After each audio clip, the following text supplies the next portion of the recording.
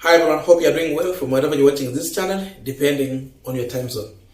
Now, I have seen the religious leaders in Apresa trying to call Raila Odinga to stop the mass action that he has declared to happen on 20th of this month.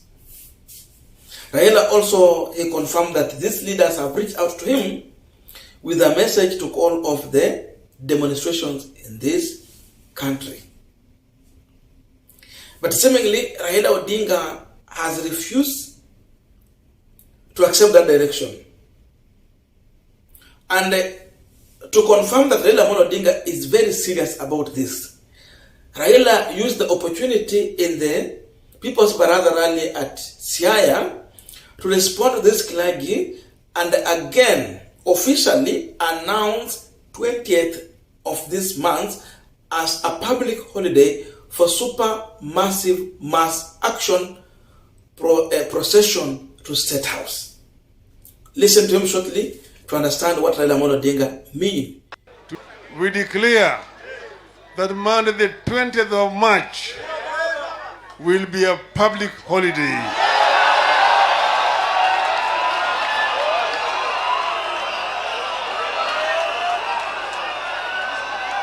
Hello? Hello? As many of that opinion say aye. Now, we have two questions that we are asking on this Punchline today. Number one, who has sent these pastors or church leaders to urge Raila Odinga to stop mass action? Number two, where was these church leaders when Raila Odinga gave William Ruto an ultimatum of 14 days to do several things? To do with the number one, open the server. Number two, lower cost of living. Number three, stop sourcing of the new IBC commissioners, among other things. Where were they? They were quiet and 14 days were finished. But now they have seen Raila is not joking. He's now taking second step. The question is, walikuwa wapi when Raila was on step one, where they could help if they have to act as arbiter to bring a solution between Raila and William Ruto. They had that chance within that 14 days. But now, sasa maji mezidi unga, now they are coming at now. Who has sent them? Those are the two main questions here. And Raila, where he has reached, there's no way he can say no. Or there's no way he can accept that he will call off mass action. Because it is not all about Raila Odinga. And to confirm this, just listen to the body language and the reaction of the people when Raila delivered the message to them that the clergy leaders church leaders are asking me to call off the mass action. Listen to the response from the people in that video. No one is thinking of calling off the mass action. The crowd was not happy. But when Raila Odinga confirmed to them that mass action is here to stay and it is going to happen, you can feel how the crowd was charged. That means if Raila make a mistake to take a U-turn, then he's going to remain alone. Number two, people are going to see him as an enemy and a betrayer. Because remember, Raila is the one leading the people. They believe in his leadership.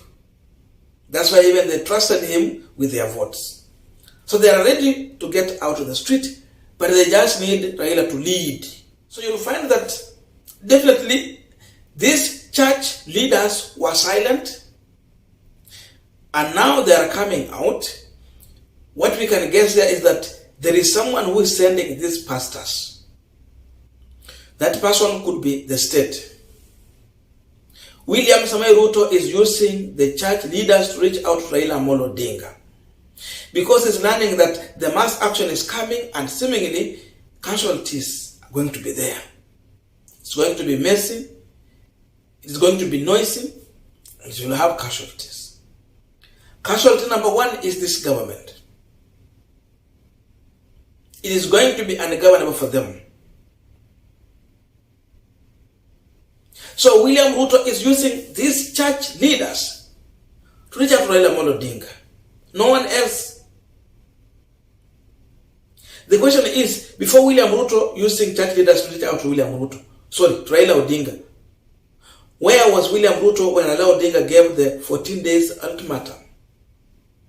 Where did he took it as a joke? And another question we're asking these church leaders, are they aware that we have people who are sleeping hungry in this country? If William Ruto never listened to the 14 days, if Ruto cannot understand that people are hungry in this country, what stopped these people going to the street to demonstrate so that they can maybe send a message to William Samoei Ruto? Because seemingly that is the only language Ruto will understand.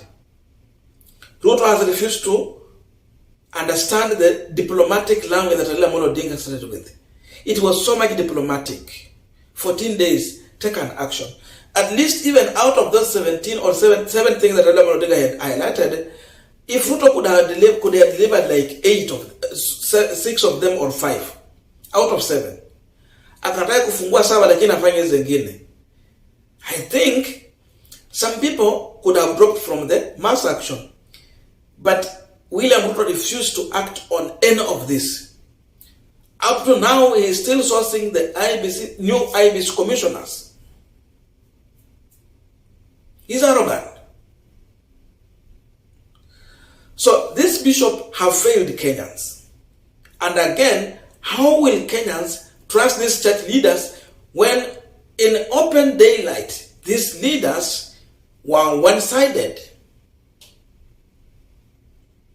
So they cannot act as a person who want to bring unity in this country. They cannot. They are one-sided leaders. They sided with William Samoei Ruto. They advertised him in their church. They said now this one is a godsend. They made things look like the other side is ungodly. So why are they reaching to ungodly side if that was the direction? They cannot bring the unity people are looking for in this country.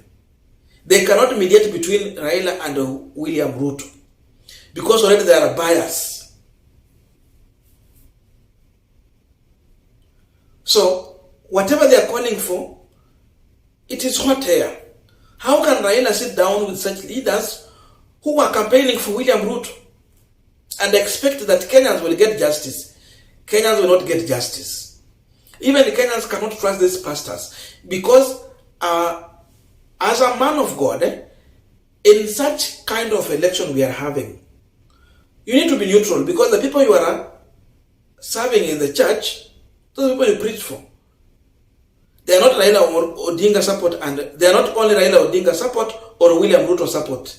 These people, we have some who are supporting William Ruto, we have those who are supporting Raila Odinga. So as a pastor, your work is to bring that unity. They failed. They supported William Ruto. So even if they come in those pressure, they will not help to bring Raila and William Ruto together. They failed to play their role, and as of now, no one will take them serious. Even as of now, you see how we view them. We are viewing these pastors as a William Ruto's men. I'm sure even Raila Amolo Odinga supporters have problem with the specific bishops in this country. Because seemingly, they were one-sided bishops. They supported William Ruto. It came out openly. It tells you that even these kind of leaders do not care about the problem simple mwananchi is facing in this country. If they care about the poor, if they care about the widow, if they care about the orphans, if they care about the less fortunate in this country, number one, they will be calling for a press conference to ask William Samoei Ruto to lower down the cost of living. Kama kuna wachungaji niliona wakifanya hivyo, then Archbishop Muheria is one of them. Yule wa kutoka Nyeri. He has been collecting money to buy food and feed the poor. Then I can say Pastor Ezekiel has been doing so. He has been taking food to Turkana. He has been taking children who don't have school fees.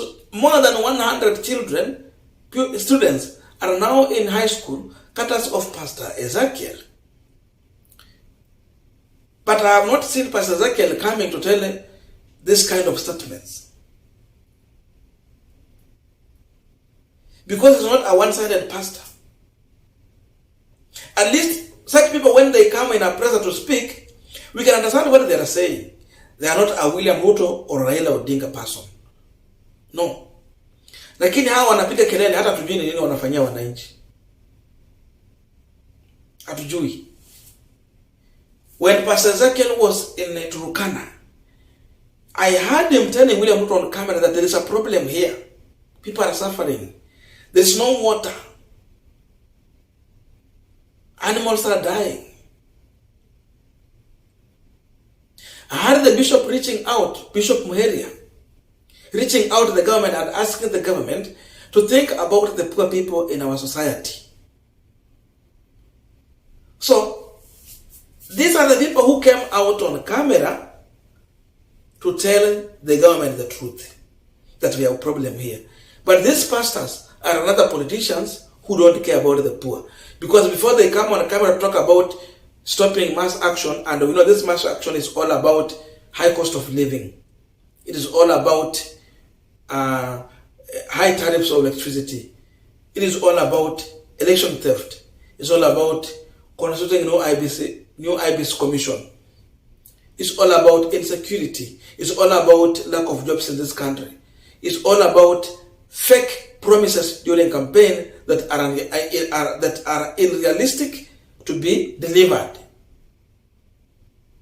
Waanza na Ruto kabla waende kwa Raila Odinga.